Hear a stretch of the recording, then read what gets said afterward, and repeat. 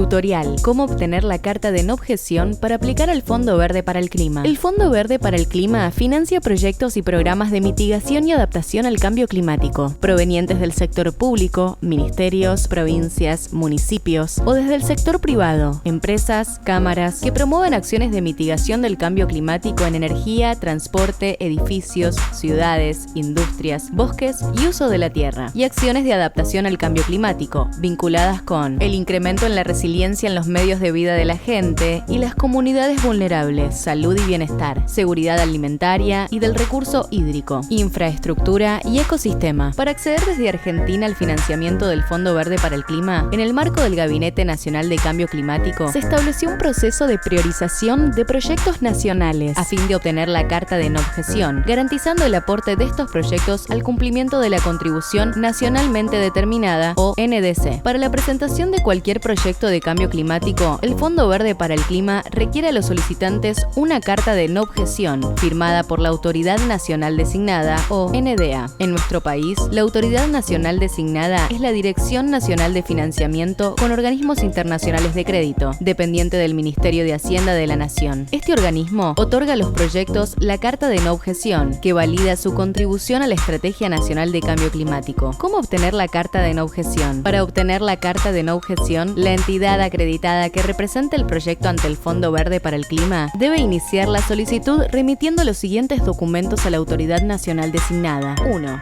Documento de proyecto en el formato del Fondo Verde para el Clima. 2. Formulario de información sobre monitoreo y aporte del proyecto a la contribución nacional. 3. Avales políticos. 1. Documento de proyecto en el formato Fondo Verde para el Clima. De la página del Fondo Verde para el Clima se puede descargar la documentación correspondiente a la ventanilla elegida para la presentación del proyecto. Una vez descargada, el proponente podrá completarla siguiendo los lineamientos del fondo. Es importante tener en cuenta que presentar un proyecto ante el Fondo Verde para el Clima lleva tiempo, esfuerzo y recursos. Por ello, es fundamental que responda a los criterios de inversión del fondo. Estos son: potencial de impacto. El proyecto genera reducciones significativas de emisiones o importantes beneficios en adaptación. Potencial de cambio de paradigma. Promueve el aprendizaje y ayuda a cambiar el modo de hacer las cosas. Puede replicarse a otro sector o puede escalarse. Potencial de desarrollo sostenible. Impacta positivamente en términos ambientales, sociales y económicos. Necesidades del receptor. Ofrece soluciones a problemáticas o vulnerabilidades específicas del contexto nacional. Apropiación doméstica. Se alinea a políticas nacionales e involucra a la sociedad civil. Eficiencia y eficacia. Demuestra solidez financiera y económica. 2.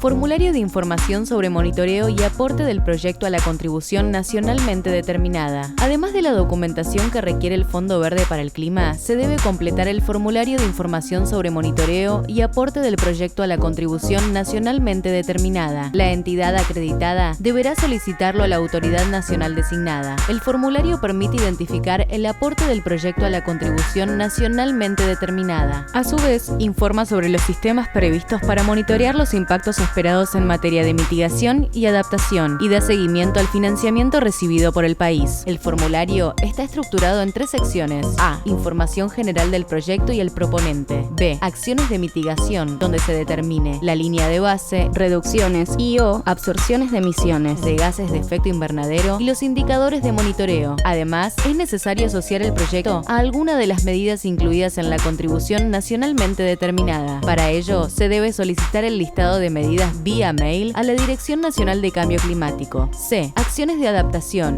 donde se describa la contribución a la adaptación al cambio climático y se incluyan indicadores de monitoreo. 3. Avales políticos. Junto a los otros 2 formularios, se debe adjuntar una carta de apoyo al proyecto de la máxima autoridad competente. Por ejemplo, si el proyecto es presentado por una provincia, será necesario adjuntar una nota de aval firmada por el gobernador. Si en el proyecto interviene un ministerio nacional, deberá contar con una carta firmada por el ministro. Una vez completados los 3 documentos, la entidad acreditada los envía vía mail a la Autoridad Nacional Designada.